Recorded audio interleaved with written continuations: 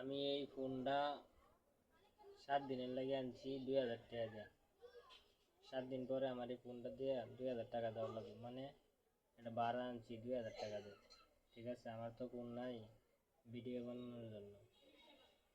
7 দিন পরে আমার এই ফোন নেবো গা, আমি 2000 টাকা দিয়ে দেবো। এটার লোক ভাড়া, ফোন ভাড়া। তাহলে 7 দিন পরে আমি আর একটা, মানে 7 দিন হয়ে যাইতেছে, আর 3 দিন আছে, আর 3 দিন পরেই 7 দিন হয়ে যাবে। তারপরে ফোন নিয়ে যাবো, বা চেষ্টা করতেছি আর আগে একটা ফোন লওয়ার লাগে।